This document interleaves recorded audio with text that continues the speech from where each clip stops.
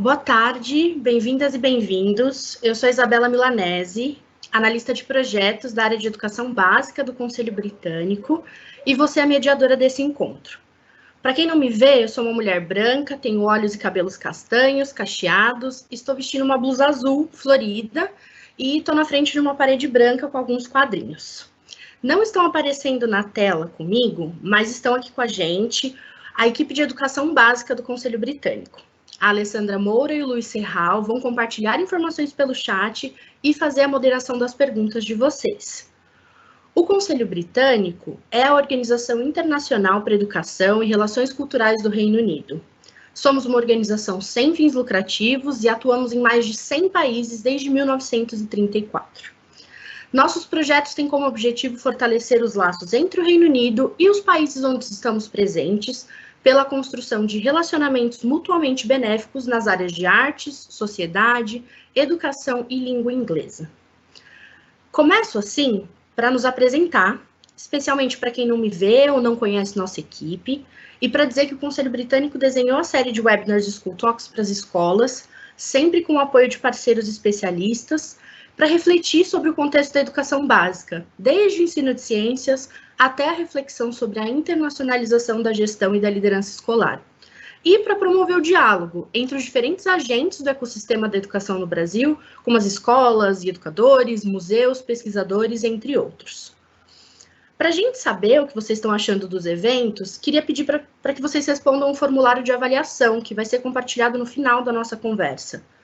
Aproveito agora também para agradecer desde já todo mundo que enviou pergunta na hora da inscrição e dizer que algumas delas foram incluídas no roteiro e serão respondidas hoje. Vamos compartilhar também no espaço de perguntas e respostas, ou Q&A, que está disponível no canto direito da tela de vocês, links dos projetos e materiais que serão discutidos na nossa conversa de hoje. Vocês também podem utilizar esse espaço para fazer comentários e perguntas durante toda a nossa conversa. Algumas serão respondidas hoje, durante a conversa, e outras serão respondidas depois e disponibilizadas no nosso site. Para testar como o mecanismo funciona, convido todo mundo a escrever ali no campo de perguntas e respostas qual a cidade, estado ou país que você nos assiste agora. Esse é o quarto e o último da série School Talks, webinar da série de School Talks, ou conversa de escola. E a gente vai usar esse tempo, com a participação das nossas convidadas, para refletir sobre a atuação de mulheres inspiradoras e do incentivo ao envolvimento de meninas nas áreas das ciências. Não que isso não tenha sido feito nos nossos últimos encontros. A gente recebeu algumas mulheres inspiradoras nos últimos webinars. A gente teve a Raquel de Oliveira, a Fátima Lima e a secretária Adriana Guiar falando sobre os desafios de gestão e liderança escolar e de políticas públicas frente à pandemia. Inclusive, no dia 23 de setembro, a nossa equipe global vai promover uma conversa em inglês sobre o retorno às aulas, com convidados de diversos países, dividindo quais são as estratégias e ações que estão sendo tomadas nesse momento delicado do retorno ao ambiente escolar. Também tivemos nas nossas últimas conversas a Tatiana Mazo, do projeto Maré de Ciência da Unifesp, convidando escolas e comunidade escolar e a comunidade virtual que se formou em torno do School Talks para o desafio do oceano na educação. Um desafio que transborda o território de Santos, onde a Unifesp fica, para todo o Brasil, usando a internet. Se você não sabe do que eu estou falando, copie e guarde o link que a gente vai postar agora no site, para você ver mais tarde e inscrever a sua escola e seu projeto para participar. E a gente também teve homens que atuam pela equidade na escola e pelo empoderamento de meninas. O André Oliveira e o Wellington Silva, que contaram como eles inovaram nas suas aulas de ciência para incluir todo mundo, incluir deficientes visuais e auditivos, em projetos inspiradores. Não é à toa que eles foram premiados no Prêmio Shell de Educação Científica. Inclusive, as inscrições para o Prêmio Shell de Educação Científica de 2020 ainda estão abertas. E o link também vai ser compartilhado aqui no chat. Então, eu aproveito esse momento, esse início, para mais uma vez agradecer todo mundo que participou das nossas conversas e toparam dividir com a gente a atuação e as perspectivas de cada um nas nossas School Talks anteriores. Nossa discussão de hoje tem como objetivo refletir a atuação das mulheres na área de ciências e disciplinas chamadas de STEM, né? Ou ciência, tecnologia, engenharia e matemática, na sigla em inglês. Desde a sua experiência escolar até diferentes esferas da sociedade. A importância dessa conversa se dá por vários motivos. Desde a desconstrução da imagem do que é ser cientista, que geralmente é um homem branco, de cabelo branco também, etc., e a expansão desse horizonte, né? A construção da imagem da cientista que é mulher, negra ou indígena, e que, além da atuação incrível, também inspira meninas e meninos dentro ou fora da sala de aula. De acordo com um estudo da Unesco, menos de 30% das mulheres se dedicam à pesquisa. Mas o incentivo ao despertar científico em meninas tem sido pauta de diversos projetos e iniciativas. Exatamente porque a gente está percebendo que encorajar e impulsionar meninas é também investir na sociedade como um todo. A transformação social afeta todo mundo. É importante lembrar também que quando a gente fala de ações transformativas em relação a gênero, na educação a gente não está falando só de meninas, mas de todo mundo. Promover diálogos e reflexões sobre representatividade, reconhecimento e inspiração são transformadores para todos, como eu disse, né? Seja na escola, no museu, na universidade e independente de gênero. Considerando também os desafios inéditos que surgem com o contexto atual, com a pandemia mundial, a importância da discussão do envolvimento de meninas e mulheres fica cada vez mais evidente, não só no ambiente escolar, mas também na pesquisa e em espaços como os museus, que as meninas e mulheres navegam durante esse momento.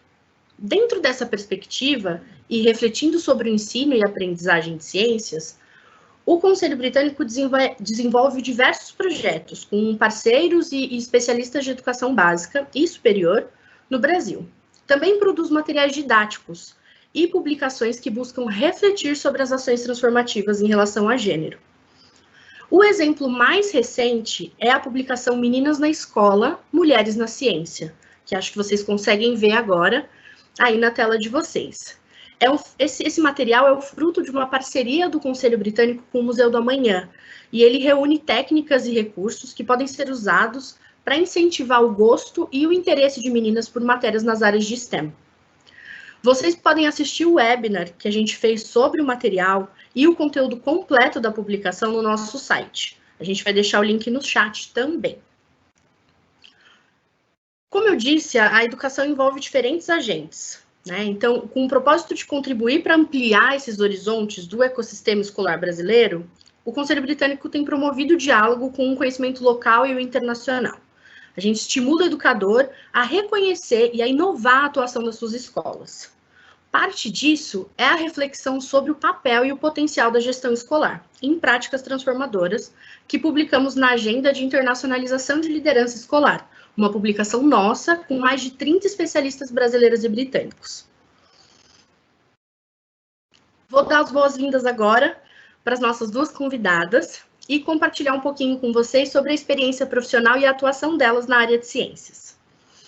A Daniela Bahia é professora de Biologia no Colégio Estadual José Leite Lopes, UNAV, mestre em Ensino de Biologia pela UFRJ, especialista em Engenharia de Campo, Saúde, Meio Ambiente e Segurança do Trabalho pela Universidade Federal Fluminense e graduada em Ciências Biológicas pela Universidade Federal Rural do Rio de Janeiro. Leciona Biologia na Rede Estadual do Rio de Janeiro desde 1998 e atualmente desenvolve projetos na área de ciências de forma integrada às outras áreas, com abordagem investigativa e uso das tecnologias digitais. A Camila Oliveira é artista educadora, mestre em estudos contemporâneos de artes pela Universidade Federal Fluminense e especialista em arte e filosofia pela PUC-Rio. É coordenadora de educação do Museu do Amanhã e, desde 2012, elabora projetos de arte e educação, acessibilidade e programas de formação e mediação cultural. Muito obrigada às duas pela participação nessa conversa e por aceitarem dividir com a gente a experiência de vocês e a atuação de vocês, que é muito inspiradora. Então, já vou começar o nosso bate-papo, então eu vou pedir para a Camila começar. Camila, que é do Museu do Amanhã, um parceiro nosso. Camila, queria que você contasse um pouco como que o museu, como que vocês promovem o despertar do conhecimento científico para meninos e meninas, nas atividades e nos projetos do museu. De que forma espaços como o museu incentivam esse despertar científico, especialmente para meninas? E como foi a concepção e a implementação do projeto Meninas de 10 anos, por exemplo? Conta um pouquinho para a gente. Boa tarde, gente. Como a Isabela falou, meu nome é Camila. Antes de eu responder a sua pergunta, Isabela, eu queria agradecer por esse convite. É uma alegria muito grande estar aqui falando com vocês. Eu sou uma mulher de pele clara, eu tenho cabelo castanho, médio, olhos castanhos, e eu tenho uma covinha na minha bochecha esquerda. E eu estou de blusa amarela, estou num fundo de parede branca com uma bandeira sendo banhada por água do mar. E né, tem folhas nessa bandeira. Bom, eu gosto muito de falar sobre essa pergunta que você trouxe, Isabela, porque ela diz exatamente de um lugar em que há um grande estranhamento de uma figura como eu, que sou formada em artes e filosofia, estar no Museu de Ciências. Então, a primeira fala que eu tenho é que o Museu do Amanhã, ele é um museu, como diz no seu logo, um museu de ciências diferente. A gente é formado por 4 eixos, e dentro desses 4 eixos, a gente vai pela vertente de sustentabilidade, inovação, conhecimento e convivência. Quando a gente fala de convivência, é possível se relacionar com a ciência, com a arte, com a sociologia, com a antropologia, com a forma que a gente se coloca no mundo. E a arte tem tudo a ver com isso também. Então, nesse sentido, esse encontro entre a ciência e a arte é extremamente pertinente para a gente pensar práticas museais que sejam, de fato, conectadas com a convivência. Então, o Museu do Amanhã ele se coloca também como um museu educador. E aí, te falando sobre essa possibilidade que a gente tem de investir em programas que trabalham a divulgação científica, o conhecimento científico para meninas, ele vem de um percurso muito anterior, que não tem a ver necessariamente com produzir um programa específico, mas para que a gente produza um programa específico, a gente precisa de história. Todos esses que eu acabei de falar, a convivência, a sustentabilidade, o conhecimento e a inovação. Para a gente fazer isso de uma forma genuína, a gente primeiro precisa conceber por que a gente está fazendo isso, quem está fazendo isso e como está fazendo isso. Lá no museu, a gente tem uma equipe de educação, mas não é apenas essa equipe de educação que promove a educação no museu. Então, por a gente entender que o museu é um museu educador, a gente vai apostando nessas diferentes vertentes. Então, quando a gente trata especificamente da equipe de educação que produziu Meninas de 10 anos, e já conto para vocês que programa é esse, a gente primeiro precisou entender que equipe seria essa que poderia falar sobre meninas de 10 anos, que poderia falar de ciência para meninas de 10 anos e entender que contextos sociais essas meninas estão. Porque seja na escola ou seja no museu, a gente precisa considerar mais do que só um conhecimento a ser dado. A gente precisa considerar diferentes ordens da vida dessas pessoas que podem produzir sentido e prazer para que elas se apropriem desses conteúdos. Então, quando você me pergunta como o museu faz isso, eu acho que a primeira resposta de imediato considerando o seu público e entendendo que o público ele não é só esse que chega, mas é aquele que é construído dentro do museu, enquanto funcionários do museu, e, ao mesmo tempo, que pessoas, que público esses funcionários também atraem, e não só o que o discurso do museu atrai. Então, essa é a grande diferença nessa construção de conteúdo e de divulgação de conhecimento científico, porque a gente trabalha num sentido um pouco mais circular e um pouco mais integrado do que necessariamente só pensar uma programação para atender determinado chamado. Né? Então, o Meninas de 10 anos, ele é um programa que surgiu em 2017. Eu estou no museu desde 2018. Mas esse programa, Meninas de 10 anos, ele é anterior à minha chegada ao museu. Por isso que eu digo que faz muita diferença quem são as pessoas que estão promovendo esses programas e a continuidade desses programas, porque, de fato, tem a ver também com uma representatividade de quem propõe isso e de quem continua isso.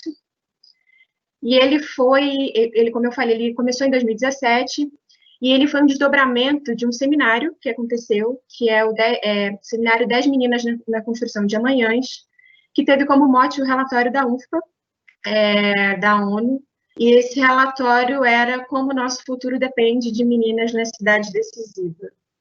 Então, nesse relatório dizia como a vida das meninas era transformada nesse período, né, que era fundamental para saber se ela iria, de fato, para uma carreira científica ou para outra carreira da área de humanas, que geralmente é para onde as meninas são direcionadas, né.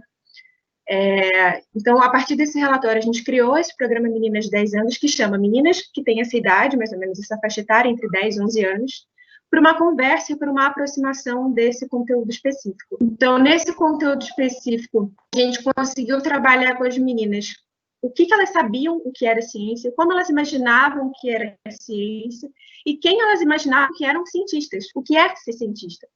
Então, nesse programa, a gente, inclusive, chamou a Júlia para conversar com as meninas, que é uma cientista, e foi fantástico, assim, porque elas entenderam que poderia ser uma mulher jovem, e poderia ser uma mulher que tinha uma linguagem muito aproximada com o que elas não esperavam, né, aproximado delas.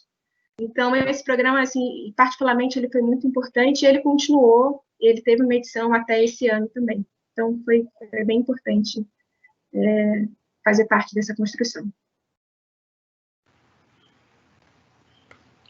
Perfeito, perfeito, Camila, concordo plenamente com você, principalmente no ponto que você disse que a transformação para fazer projetos que sejam inclusivos e etc., ela tem que ser feita em todas as esferas, né, em todas as fases, em todos os estágios, quando a gente está promovendo projetos ou, enfim, qualquer conteúdo que seja para educação, por exemplo. Então, eu vou para a Dani agora. A Dani é uma professora de biologia, ela nos ajuda um pouquinho a fazer essa aproximação, que a gente falou um pouco de educação básica, ela tem um histórico de ensino superior, tem mestrado e etc., que é uma coisa que é muito cara para o British Council também, para o Conselho Britânico, a nossa área de ensino superior também, com um projeto que é uma parceria com o museu também, o Mulheres na Ciência, que tem pesquisadoras na área de STEM, e esse esforço, né, para a gente trazer a pesquisa também para a educação básica, para a gente reconhecer o professor e a professora como pesquisadores também.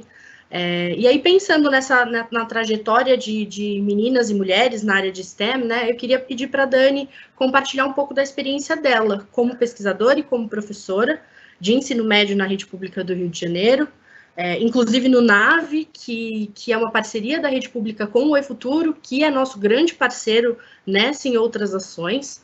Então, eu queria que você contasse, Dani, como foi o seu envolvimento, a sua trajetória, desde a graduação até agora, né, sua atuação como professora de biologia na área de ciências, e de que forma você acha que a importância dessas práticas transformadoras em relação a gênero, ela se apresenta não só dentro da sala de aula, né, mas também nas ações desenvolvidas com outras professoras, com a equipe escolar, por exemplo. Então, eu queria que você falasse um pouquinho disso.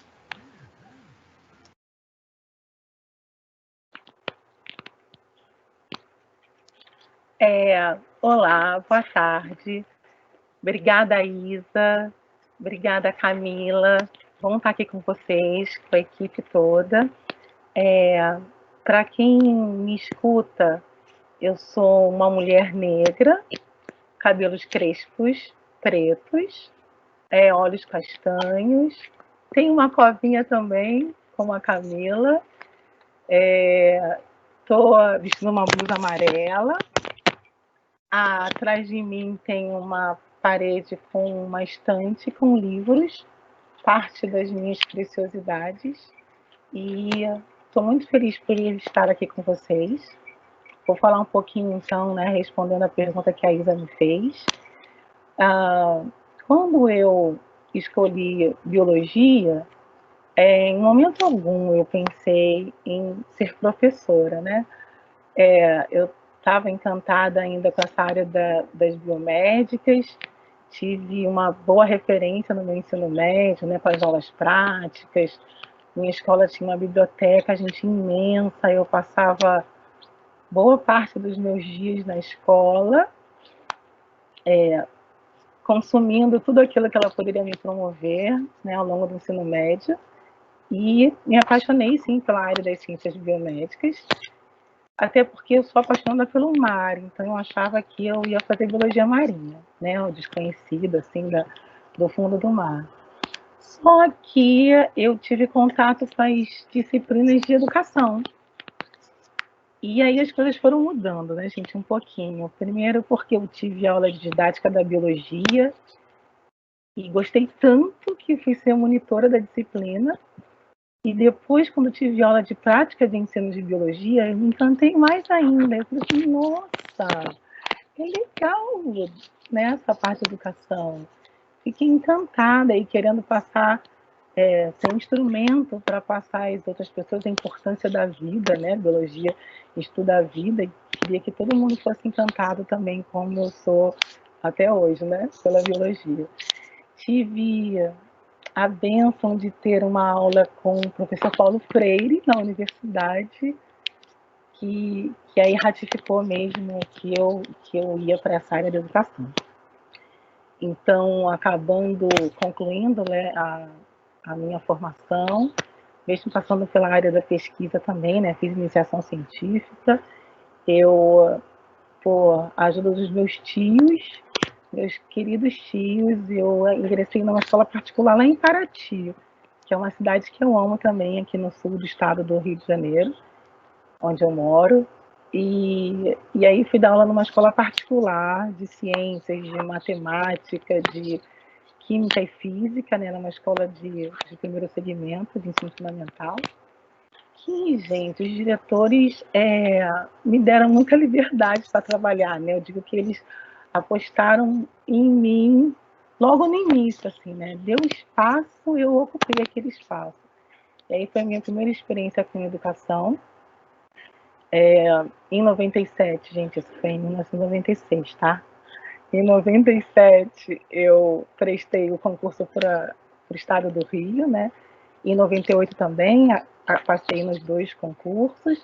E desde então, né, eu sou professora de biologia, fiz o concurso para biologia, passei por alguns momentos para as ciências, né? Tinha uma escola que eu adorava, que eu tinha uma área que tinha um mato, né? Uma área aberta na escola, a gente inventava uma aula do mato, vamos para a aula do matinho, as crianças embarcavam na minha aula do matinho, onde a gente ia observar vários animais, né, naquele espaço. E foi assim que eu percebi que eu realmente não ia sair desse espaço, né, da área da educação. Gostei muito. Para o NAVE, eu cheguei depois da minha gestação, né, do meu período de licença, eu acabei chegando no NAVE em 2010. Peguei a primeira turma ainda da escola, que foi um carinho muito grande ter essa turma. E desde então, eu, né, vou falar novamente, a questão de ter a liberdade para trabalhar com esses gestores todos que eu tive, né, com algumas pinceladas para as escolas particulares, mas na rede estadual eu tive um carinho muito grande dos meus gestores em acreditar em mim e apostar que eu poderia experimentar, gente, experimentar o tempo inteiro com a escola, tornando a ciência acessível a eles, né? Algo possível. Em relação também à segunda parte da pergunta da Isa, falando sobre essas ações, né? Como é que a gente torna, então, isso prático no nosso dia a dia? Eu acho que, eu até adiantei um pouquinho a resposta, né, com a questão da liberdade de trabalho, a questão da colaboração, né, gente? Isso é muito importante. Ter um grupo que apoia as suas ideias e essa ajuda mútua, né? Essa questão de troca entre os nossos pares, isso faz muita diferença. No NAVE, eu acabei fazendo parte de uma equipe que se aproximou pela afinidade das áreas de ciências, né? Somos mulheres na biologia na química e na física, né, que trabalham desde o início juntas, mas que percebemos a importância da interdisciplinaridade, né? Foi muito bom ver a Camila falar sobre isso, que não é uma casinha fechada, né? A gente fundou um grupo que até hoje é lembrado, né? Ele não existe mais hoje na Verde, mas era um grupo que estudava questões sustentáveis para a escola, né? Que tivesse um olhar sustentável para a escola, que não tinha só os professores ligados às ciências, todas mulheres, mas éramos também de história, de inglês, e aí essa colaboração foi fundamental para que a gente pudesse chegar e desenvolver essa referência em ciências que a gente tem hoje.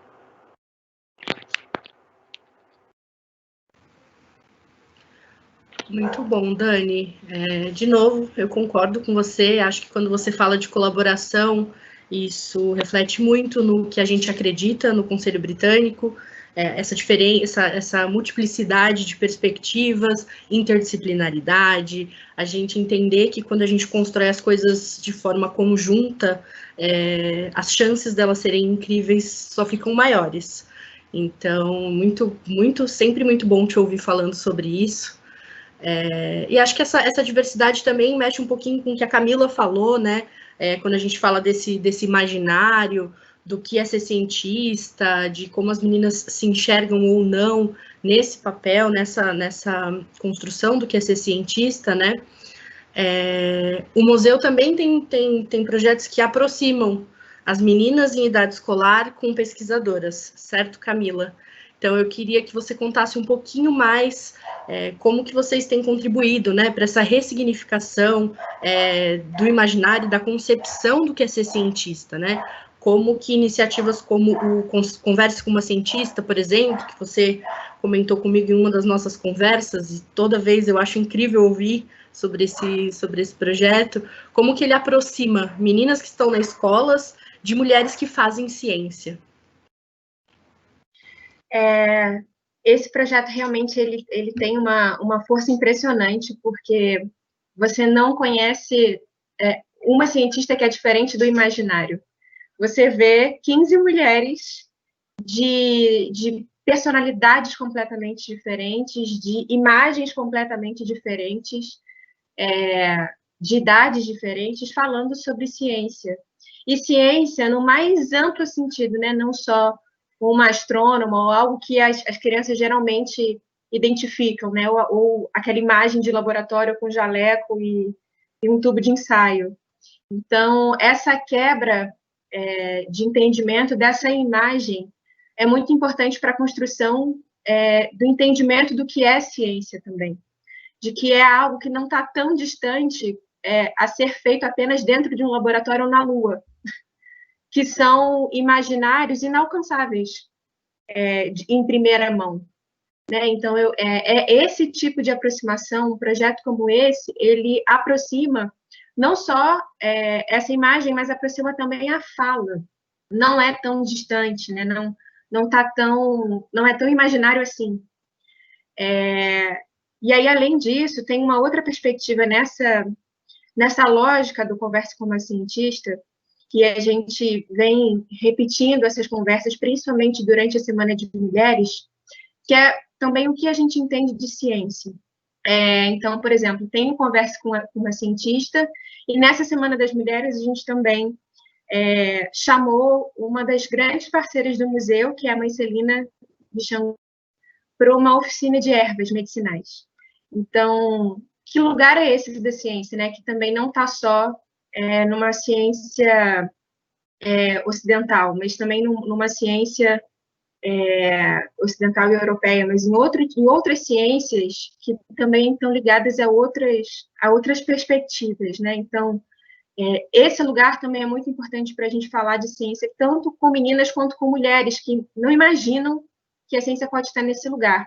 E aí eu separei uma fala da avó de uma das educadoras do museu, que é a avó da Érica, e a primeira vez que ela visitou o museu, eu trouxe essa frase porque ela é muito pertinente para a gente pensar que lugar é esse que a ciência tem para diferentes idades, né? Para mulheres e para meninas. E ela é uma mulher nordestina, e ela foi pela primeira vez no Cosmos, que é a primeira parte da exposição principal do museu. Quem não conhece, é uma exibição de um filme em 360, que fala, que surge a partir da pergunta de onde viemos. E aí, depois que ela assistiu esse vídeo, que parte desde desse momento mais planetário de surgimento da Terra e até a convivência, né, até onde chegamos, desde esse surgimento da nossa vida, ela disse o seguinte, ela foi descrever a experiência, ela disse o seguinte: uma bola muito grande, era preta, e isso é a parte externa do cosmos, né? E aí dentro, ela diz, que mostrava umas bonitezas, me fazia girar, me deu medo, e eu só não chorei porque eu fiquei com vergonha. Era bonito demais. Parecia com as coisas do céu. Aquilo era o céu? Deu uma coisa no peito aqui, e um menino soprou em mim, que é o final do vídeo, aparece um menino batendo na tela. E numa conversa que eu tive com a Érica sobre esse lugar da ciência, para também mulheres e mulheres idosas, a Érica relata que ela tem, inclusive, uma outra linguagem para falar sobre o céu, porque o céu é extremamente abstrato. Então, pensar planetas é extremamente abstrato, você não vê, você não está dentro de uma lógica concreta, necessariamente. Então, o Converse com uma Cientista e as visitas mediadas, enfim, as diferentes intervenções que a gente tem com meninas e mulheres no museu, tem a ver com isso, com aproximar a ciência e algo que está no nosso dia a dia, como o céu. Não é só dizer que é diferente de um homem branco com um tubo de ensaio, mas está na nossa vida, né? A ciência está aqui, está ao nosso redor, nas mais diversas coisas, na convivência. Então, eu acho que essa é a potência, assim, do Converse com uma Cientista. E eu queria também fazer um adendo, assim, porque o Converse com uma Cientista também, ele acontece num momento que, logo depois de uma das edições do Meninas de 10 anos, e também queria relatar, assim, que o Meninas de 10 anos, nessa edição especificamente, quanto para o museu como um todo, porque esse ano a gente decidiu falar sobre a cidade, né? O Rio seria a capital da arquitetura esse ano, internacionalmente, e a gente decidiu falar no Meninas de 10 anos a relevância do centro do Rio de Janeiro, das ruas, porque a gente também tem desse lugar de poder. E a gente viu que mais de 90% das ruas eram com nomes de homens.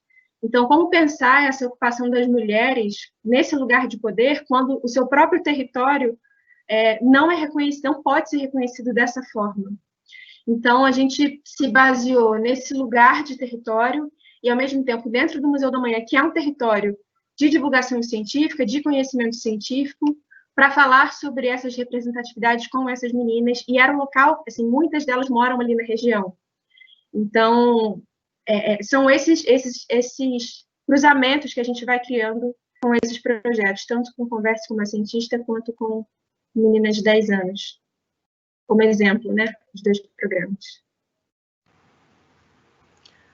Muito, muito bom, Camila. Mais uma vez, eu acho que eu vou me repetir várias vezes hoje e dizer que eu concordo com você. E que essa aproximação, que é uma coisa que a gente fala bastante, né? A gente que trabalha com educação e etc., essa aproximação entre o que é conhecimento e o que é o aluno, o que é o professor, o que é a pessoa da equipe da escola, né?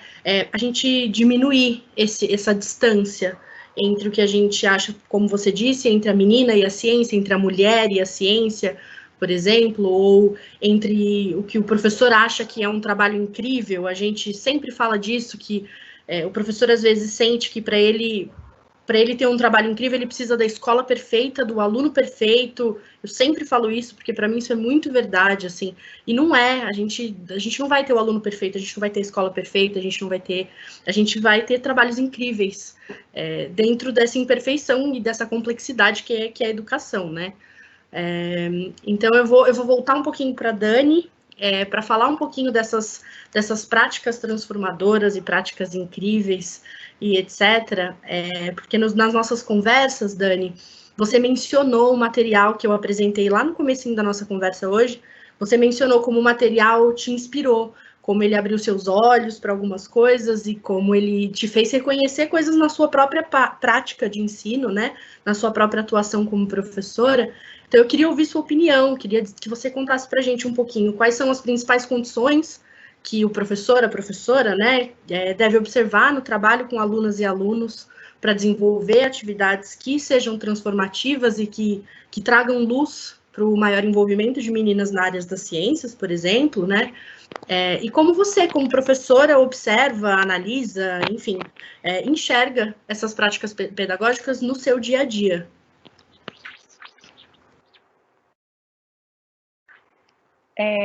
Isa, é muito bom, né, ouvir vocês e perceber o quanto é realidade, né? Ouvir Camila falar sobre a relação da menina, né, da mulher com a ciência e o objetivo que a gente tem de desmistificar, né, de quebrar paradigmas em sala de aula. E como é que eu tive essa observação, né, com as questões do gênero? Ninguém me falou. Então, como o primeiro item da resposta que eu pensei é mesmo assim, abrir o olhar, né, ter um olhar sensível para a sua turma. E esse olhar sensível me fez me assustar quando me deparei ministrando aula de química, e há um bom tempo eu não ministrava aula de química, então eu falei assim, a gente vai começar falando sobre ciências no geral, né, sobre metodologia científica. E quando eu procurei referenciais no livro didático de química, né, adotado pela escola, eu me assustei, porque os exemplos eram todos de homens, né? Esse exemplo que a gente falou agora, a Camila citou, né, dos homens brancos, com aquela roupa, né, com aquele terno todo fechado. E como falar para as meninas, né, do subúrbio da cidade que elas podem ser cientistas? Então a gente começou aí um trabalho de garimpar e procurar exemplos de mulheres brasileiras, né, teve esse cuidado de falar sobre as mulheres brasileiras, foi uma experiência muito legal. Eu mesma, né, fiquei conhecendo uma geração nova, incrível de mulheres que estão trabalhando em diferentes áreas da ciência e aprendi com eles. Então, eu vou pedir para a Lê mostrar aí as nossas fotos, porque quando a gente vai falar de prática, é importante compartilhar um pouquinho com vocês, né, dessas práticas. Então, como é que é essa questão ainda, né? É importante permitir primeiro que eles tenham essa liberdade de trabalho. Nesse caso, né, esse experimento aí da batata chorona foi um experimento inicial meu. Nesse caso, eu mostrei o roteiro para eles, era um start, assim, né, para eles perceberem que era possível, que não era nada, não eram bicho de sete cabeças. Na escola, a gente ainda não tinha um laboratório de ciências, né? Hoje nós temos um laboratório de ciências na escola. Nessa época a gente não tinha. Então, não precisa ser da escola perfeita. Na verdade, com os obstáculos, né, com as pedras, os projetos foram surgindo desde então. Eles surgem por essas questões, né, pelas lacunas e depressões que a gente encontra. Vou pedir a Lê para passar, então a gente consegue observar esse momento de experimentação. Nesse trabalho da conversão de energia, já foi uma autonomia, né? Eles já tiveram uma autonomia para desenvolver como seria o protocolo de experimentação deles. Eles já tinham tido as aulas de bioenergética, né, que envolve fotossíntese, respiração celular, quimiossíntese e fermentação. Então, em grupos, né, trabalhando em equipe, né, de forma colaborativa e inclusiva, eles puderam tecer aí, construir os próprios protocolos de experimentação. Pode passar ali, por favor. Nessa imagem, né, vocês veem duas aulas diferentes, né? A aula do debate de vírus é uma aula que eu aprendi no mestrado, que é muito legal. Olha só, eu falando que a aula é legal, né? Mas que envolve essa questão dos alunos definirem se o vírus é vivo ou não.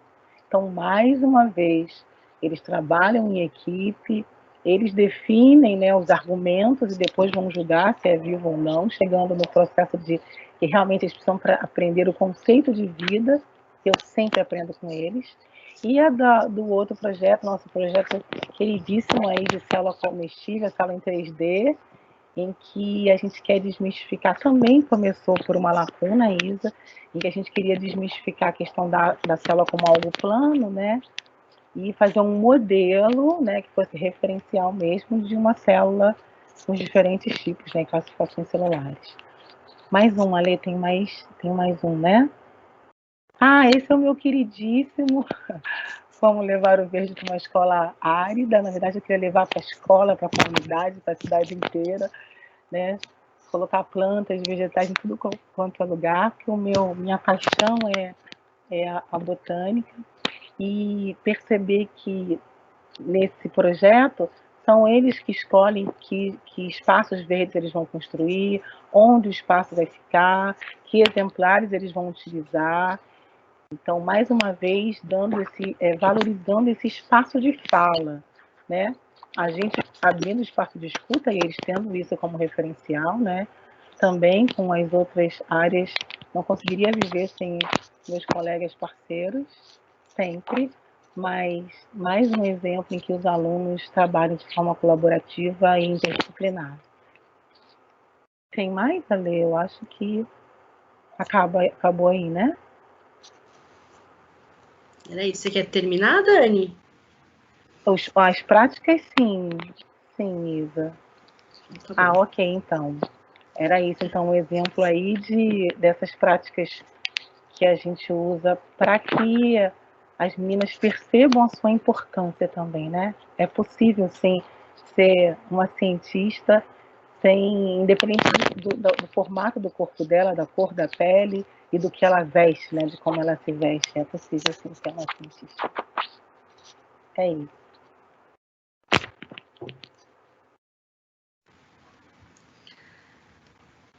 Sim.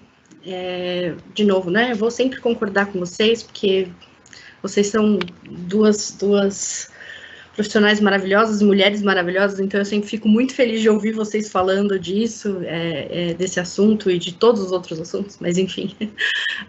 E vocês duas tocaram numa questão de aproximação, né? De aproximação da ciência para a vida do aluno, das meninas e etc.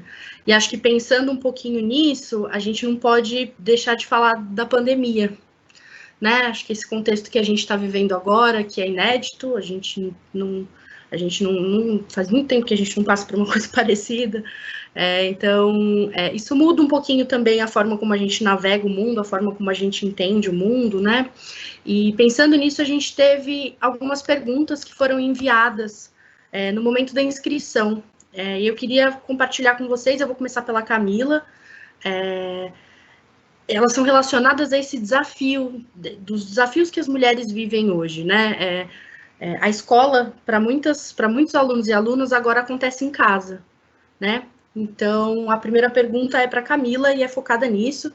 Como incentivar as crianças e adolescentes a estudar nesse período da pandemia, sem que sejamos exigentes ou chatos ao cobrá-los?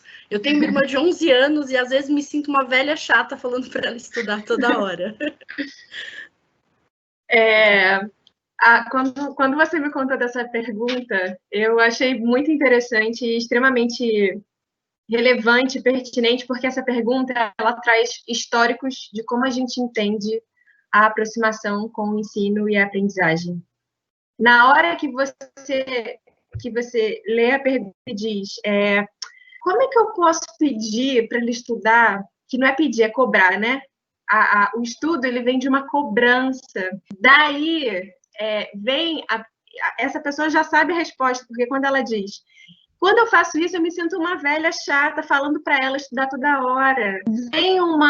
Vem a história do imaginário. Do que a gente imagina da educação? Esse modelo educacional que foi construído desde o século XVIII, de uma obrigação, né, de estudar, de entender o ensino como esse lugar chato, ou a ciência nesse lugar chato. E isso a gente, assim, existem várias vertentes que a gente pode abordar aqui, e eu cheguei a comentar com vocês, assim, eu também sou professora, só que eu sou professora universitária e eu dou aula de psicopedagogia. E quando você me trouxe essa pergunta, eu disse, olha, várias alunas minhas que são mães me vêm com a mesma pergunta, o que eu faço com meu filho em casa? Eu preciso ter outras alternativas de educação e de ensino e de abordagem diferente. E aí, bom, respondendo, não é uma fórmula mágica, mas existem alguns passos que podem ser considerados. O primeiro deles é você entender o perfil dessa criança, que seja de 11, 12, 9, o perfil dela e qual é a relação que ela tem com estudar. E aí, seja uma relação que ela construiu na escola ou uma relação que ela pôde construir junto com seus familiares e amigos. E essa é uma idade muito específica, porque é uma idade em que não se tem mais a referência, uma referência que é construída quando você é menor, né, nos primeiros anos da escola, que a tarefa de casa, a criança ainda não tem desenvolvido esse entendimento de tarefa no sentido de seu desenvolvimento para você, né, para a sua aprendizagem. É ainda um desenvolvimento de agradar o outro, agradar o professor, agradar os pais, não tem ainda a consciência de que aquilo é, de fato, uma tarefa para a sua aprendizagem. Então, esse retorno positivo que os professores fazem, principalmente nesses primeiros anos de aprendizagem, ele é muito importante porque a criança começa a criar outros vínculos com aquele exercício. E, aos poucos, no seu desenvolvimento, ela vai entendendo a importância para ela. Porém, nessa idade, ela também tem outras referências que são referências dos amigos, referências que são mais ligadas aos seus pares do que necessariamente aqueles que ensinam a ela. Então, esse momento é muito, de fato, muito complexo para quem está em casa agora na pandemia, porque os pares dessas crianças de 11, 10 anos, elas estão distantes e elas estão muito virtuais, né? Então, quando você olha para o perfil dessa criança, ou, enfim, para o perfil desse adolescente, é importante você se aproximar dele para entender o que o atrai e o que gera prazer para ele, para que aí sim você possa pensar práticas de ensino com essa criança. Então, vou dar um exemplo. Uma dessas minhas alunas me perguntou, meu Deus, eu não sei o que eu faço com a minha filha e tal, ela está muito dispersa. E eu comecei a perguntar o que ela gostava de fazer, e aí, claramente, ela me disse que gostava de fazer TikTok e ver vídeos no YouTube.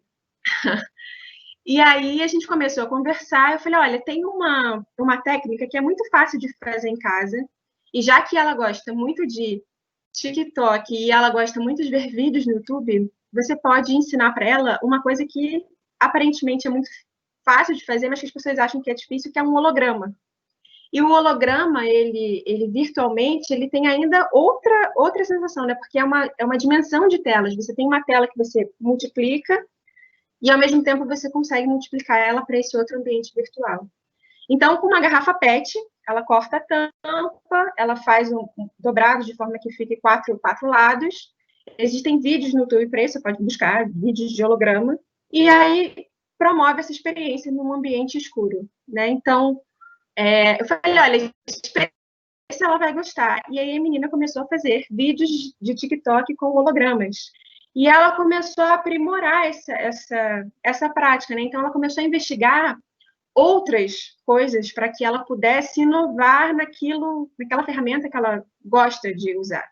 Então, o que eu quero dizer com isso é que a gente precisa olhar sempre para o perfil, porque tem crianças que gostam mais de ser maker, que gostam mais de vídeo, produzir vídeo, ou de produzir outros jogos, enfim, entender que perfil é esse para você se aproximar e, de fato, apropriar ela de ferramentas que ela possa investigar. Eu acho que você despertar a investigação no adolescente, numa criança, já é um ponto de partida crucial para que ela consiga prosseguir por ela também, né? Então, esse processo de aprendizagem ele é extremamente relevante. Eu falo isso também muito aliada ao que o Museu do Amanhã vem colocando nas suas visitas, na sua exposição principal e nos seus conteúdos de educação, que é a importância de se fazer perguntas. Nada mais é tão importante do que a capacidade de fazer perguntas, né? Então, investir nesse processo de estimular a investigação de fato, um passo científico, né? Mesmo que inicial, é um passo importante científico. Com certeza, Camila. Acho que também tem uma outra coisa nisso que você falou, da gente entender quem é essa pessoa, né? Quem é esse aluno, entender o contexto e etc. E quando a gente fala de meninas, a gente tem uma carga, né? Já que os estudos sempre mostram que meninas têm uma carga por exemplo, de atividades domésticas maior do que meninos em suas casas, assim. E isso reflete no como elas se envolvem nessa situação de pandemia, de ensino remoto, por exemplo, e etc. E aí, pensando um pouquinho isso, não só de meninas, né, mas em mulheres também, mulheres que fazem pesquisa, por exemplo, muita coisa tem se discutido sobre isso nesse momento, como é difícil fazer pesquisa sendo mulher, sendo mãe, e etc., nesse momento de pandemia. Mas pensando um pouquinho em mulheres em geral e etc., tem uma pergunta que mandaram para a gente, eu vou passar ela para a Dani. A gente recebeu uma pergunta com uma reflexão sobre o papel das mulheres, né? Por acaso, de uma pessoa da Secretaria de Educação da Bahia, e a pergunta é: como valorizar a luta das mães e donas de casa na escola? Quais contribuições elas trazem para a sociedade e para a comunidade escolar?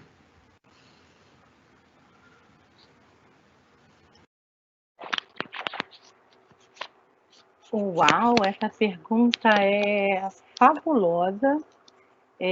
Eu amei e me fez repensar essas questões que envolvem, né, o papel da mulher, o que mulher é essa durante esse período. E já até participei e ouvi discussões que envolviam o papel da empregada doméstica, né? Mas o papel da mãe, da luta, né, da mãe, porque a pergunta envolve isso, né, Isa? A luta da mãe nesse período em que a escola está dentro do lar. E, gente, é fundamental salientar isso para os educandos, né, para as nossas crianças, saber que boa parte dos recursos que eles estão tendo nesse momento, que vai permitir que eles tenham, como a Camila falou, a possibilidade de fazer perguntas, né? Sair da caixinha, pensar em investigação, olhar para o seu mundo, né? Como começar a metodologia científica que não seja a primeira etapa dela, que é a observação. E a luta das mães e dessa dona de casa vai ser fundamental. Eu acho que precisa ter um cuidado também, como a Isa começou a falar, sobre... Eu já vi esses exemplos, né? Sobre alunos que, às vezes, alunas precisam falar assim: professora, hoje eu não pude concluir o trabalho, eu não acessei a plataforma porque eu precisei cuidar da minha irmã, né? Eu só vou poder acessar mais tarde, no horário da noite, né? Quando a minha mãe voltar do trabalho. Então, volta a questão, sem querer ser repetitiva, né? A questão da sensibilidade no olhar, né? Da flexibilidade no trato, e não deixar de elogiar, né? Essa é uma prática que eu gosto muito, gente, que acho que eu também não falei, de elogiar a menina, né? Falar o quanto ela é especial, né? Que ela é maravilhosa, que não conseguiu dessa vez, não foi possível dessa vez, mas vamos tentar na próxima. E eu acho que essa questão, quando você começa a valorizar o educando, né, a menina, a aluna, ela começa a ter essa mudança do olhar ao redor também. E vai ter essa questão da gratidão, né, de ser grata pela mãe que possui, né, por alguém que está lá também fazendo, talvez, cuidando, né, de uma roupa ou de um recurso ou no trabalho, na luta diária para que ela tenha um espaço de aprendizado confortável, né? Que é uma dificuldade que a gente está tendo nesse período de pandemia também, um espaço de estudo adequado para eles e elas. Sim, com certeza. Acho que é muito legal ouvir vocês duas falando disso, assim, acho que não é novidade, né? Mas acho que é bom, sempre bom a gente lembrar que quando a gente transforma o mundo de uma menina, a gente também transforma o mundo de todo mundo que está em volta dela. A gente transforma, inclusive, o mundo da mãe, da irmã, né, da avó, que está no convívio e etc. Então, parece, não que pareça pouco, mas parece uma coisa só, mas é uma coisa tão maior, transborda, né? Transborda e vira uma coisa muito, muito grande, assim, muito legal. A gente recebeu perguntas agora do nosso público, e aí tem uma que eu queria que vocês duas respondessem. É da Luciana Cury, de São Roque, e ela diz assim: eu gostaria de ouvir as duas convidadas comentarem como elas vêm percebendo a relação da sociedade brasileira com o conhecimento científico, e de que maneira elas entendem que os espaços que elas representam aqui no webinar, museu e escola, né, colaboram e impactam nessa relação. Camila, eu vou começar com você, e aí depois a Dani. Tá bem. Excelente pergunta, e eu vejo que no Museu do Manhã a gente é realmente muito privilegiado por falar de ciência e falar de ciência de uma forma, de fato, um tanto diferente. Eu posso dizer que a gente tem algumas vertentes de como a sociedade percebe esse conhecimento científico. E, de alguma forma, é uma discussão que estranhamente se politizou. É como se a ciência ela não fosse questionada por ela mesma, mas fosse questionada por algo que nada tem a ver com o que a baseia.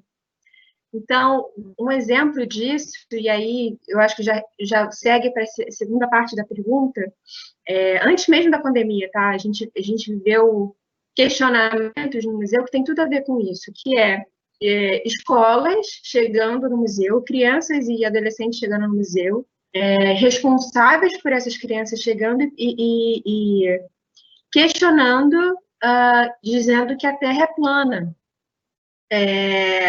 Sim, são questões que a gente, num primeiro momento, assim, é quase difícil de acreditar que em 2020 a gente tenha questionamentos ainda como esses vindo, inclusive, de escolas e não só de visitantes, né? Então, crianças que vão reproduzindo esse tipo de fala, e inclusive sem nenhum interesse em discutir sobre isso, como se isso fosse apenas uma questão de opinião. Isso é muito grave.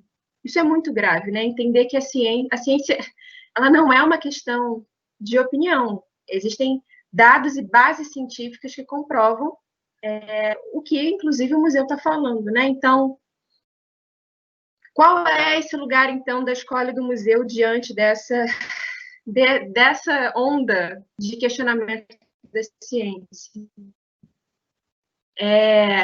Continuar reafirmando que a gente tem e uma função social que a gente tem de educação.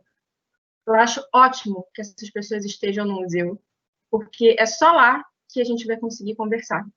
Porque fora, ainda bem que elas estão indo, porque fora desses lugares é ainda mais difícil e é ainda onde mais elas reafirmam esses posicionamentos. Então, é dessa função social que a gente não pode abrir mão. Então, nesse momento de pandemia, o museu reabriu há pouco tempo, e a gente mudança de comportamento das pessoas no museu. Aqui no Rio de Janeiro, os lugares que foram abrindo, a gente via muitas notícias, né, das pessoas não respeitando o uso de máscara, o distanciamento social.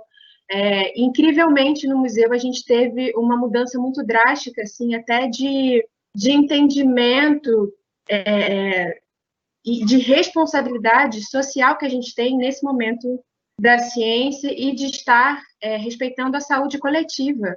Né? Não tem mais a ver com um respeito individual, mas um respeito coletivo, inclusive com as pessoas que estão trabalhando nesses espaços. Então, a gente está vendo agora, nesse momento, a importância e a função social do museu, de fato, como um lugar de conhecimento e de conversa. Eu acho que, fundamentalmente, a gente precisa estar disponível para conversar, porque toda vez que a gente vira as costas para alguém que diz que a Terra é plana, ou que diz que não uso máscara porque tira a minha personalidade, não vamos usar porque não, isso é o meu direito de não usar, ou não vai aferir minha temperatura porque eu tenho direito e isso é muito invasivo, tudo isso a gente está vendo, felizmente, no museu por outro lado. Os visitantes têm se mostrado disponíveis, e quando aparece alguém com algum discurso um pouco mais radical nesse sentido, né, em relação à ciência, tem sido possível conversar, porque em nenhum momento a gente vai com uma conversa para embate. A gente vai com uma conversa de disponibilidade para, de fato, conversar sobre isso. E nas situações que a gente viu, principalmente com as escolas, quando as crianças falavam, não, mas eu acredito nisso, meu pai acredita nisso, e meu professor já me disse que não é bem assim, mas não importa o que ele disse, eu acho que é isso. A gente ficava, então, mas por quê? De onde você tirou isso? Então, se é uma questão de opinião, que base é essa que você tem, individual mesmo? Pode dizer, se é uma opinião, de onde você tirou que é plana? Então, a gente começava, de fato, tentar esmiuçar de onde vinha esse pensamento, e não tinha base. E aí a gente ia mostrando bases e dados científicos que diziam que, de fato, a Terra não é plana. Então, é através da conversa. Eu acho que, definitivamente, se a sociedade brasileira tem questões com a ciência, nós que somos professores, educadores, estamos em espaços de educação, a gente não pode virar as costas para esse tipo de posicionamento. Dani?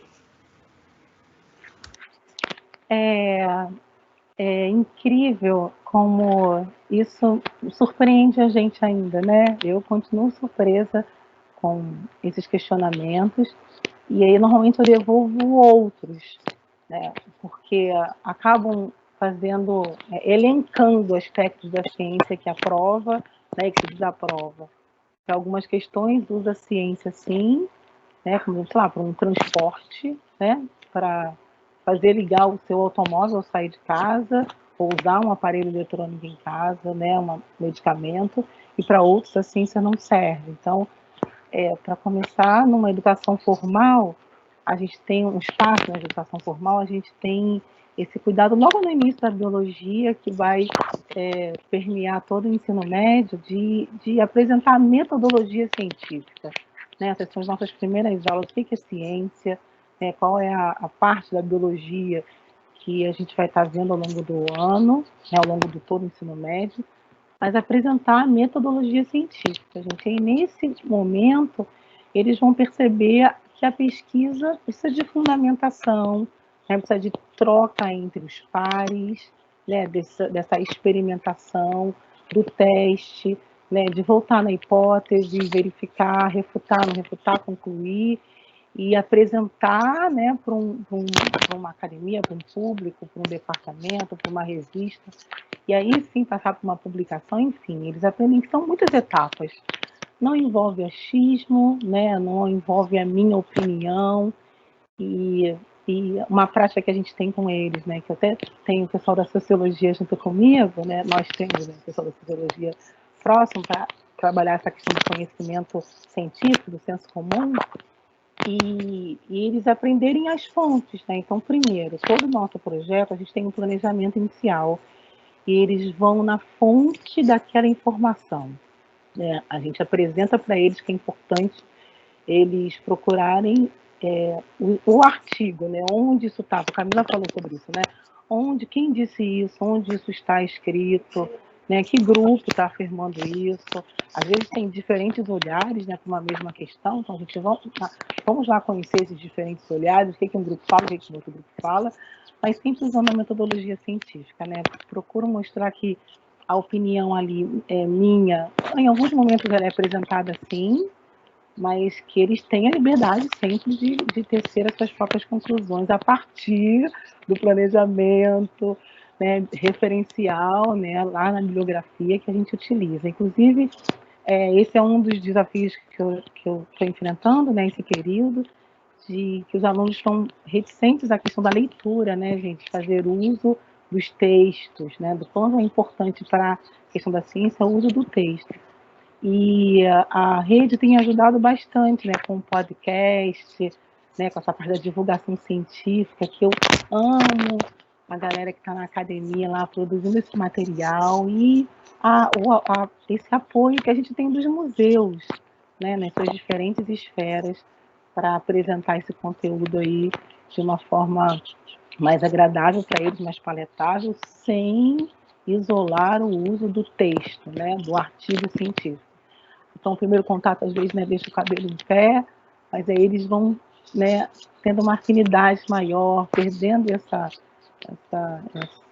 trauma, talvez, né, de um texto grande, mas aos poucos ali, lê a introdução e a conclusão, né, até que depois eles vão se ambientando e não tendo mais medo do uso do texto científico, mas isso é importante. Às vezes, quando eu peço assim, me dá um exemplo aí da sua fonte, né, qual foi a referência que você utilizou? Muitas das vezes a gente ouve assim, sites de busca, né, como sites de busca. E a gente tem hoje, né, algumas esferas que a gente, na minha época, a gente ia para a biblioteca olhar os cardzinhos, né, para pesquisar na minha época, olha isso. E agora você tem a rede lá disponível, né, os alunos que estão com essa conexão, então isso fica muito mais fácil para outros. Muitas vezes, gente, eu já disponibilizei a rede do meu celular, para que a gente fique essa pesquisa em sala também, né, com ele ali, né, mostrando como achar essa informação. Então, essa presença nesse referencial vai ser fundamental também. Conhecimento, né? Conhecimento é tudo. Isa, eu queria só fazer um comentário sobre essa questão que a Dani falou muito bem, assim, e me lembrou uma situação que a gente uma vez brincou com um grupo com um meme do eclipse, para falar exatamente dessa questão dos terraplanistas. Então, com o meme, a gente conseguiu deixar um pouco mais concreto de como seria um eclipse na Terra plana.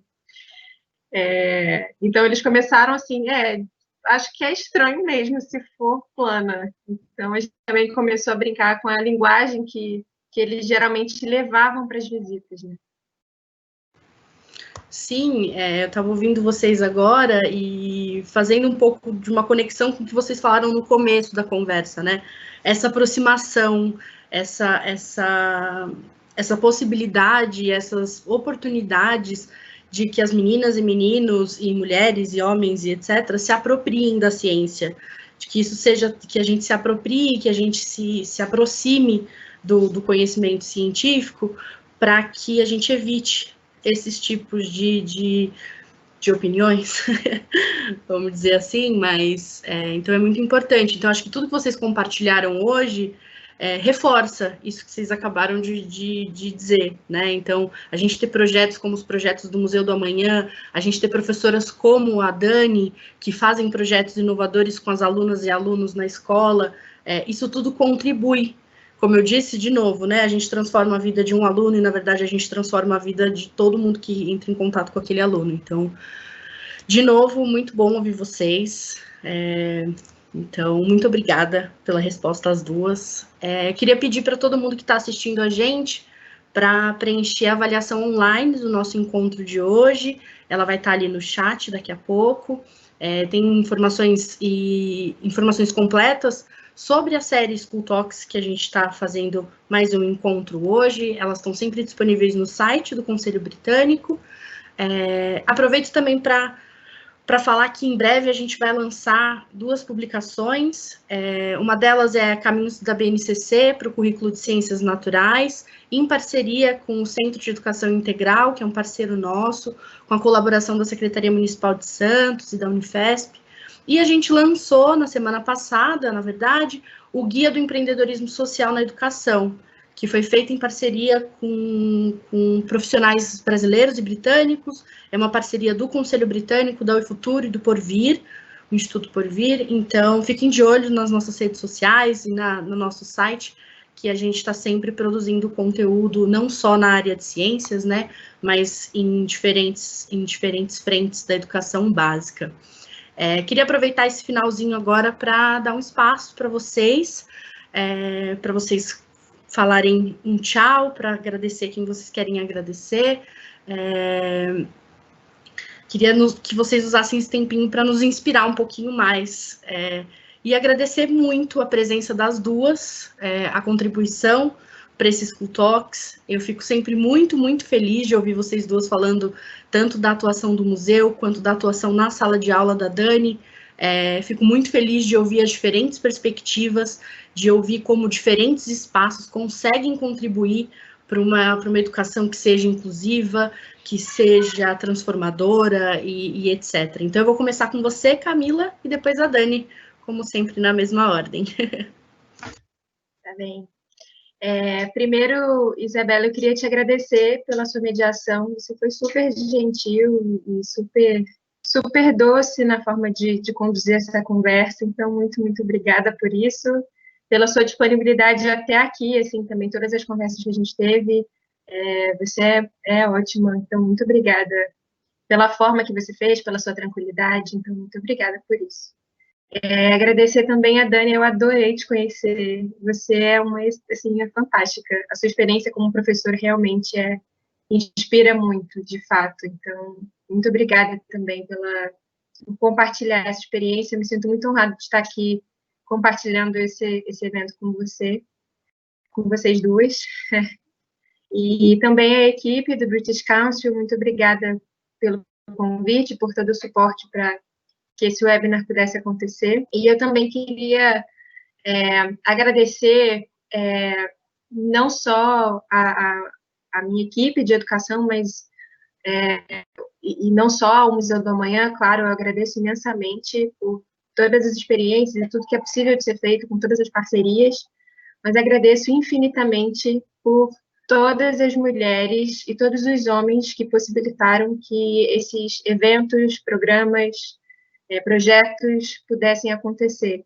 Então, agradeço a Laura Taves, agradeço a Érica Lima, agradeço a Elizabeth, agradeço a Amanda, agradeço ao Alfredo, agradeço ao Luiz Alberto, enfim, eu agradeço a todos os educadores e educadoras e a todas as pessoas no museu que fazem essa diferença, assim, com projetos que de fato tem não só aquele vai lá e faz um projeto sobre meninas, ou sobre mulheres, ou sobre ciência, mas de fato tem nas suas vidas um sentido para produzir o que produzem, por isso é tão coerente. Então, eu agradeço infinitamente a todas essas parcerias, tanto internas quanto externas, e eu só estou aqui hoje porque essas parcerias existem. Obrigada, gente, por todo mundo, e por quem está aqui assistindo, obrigada também.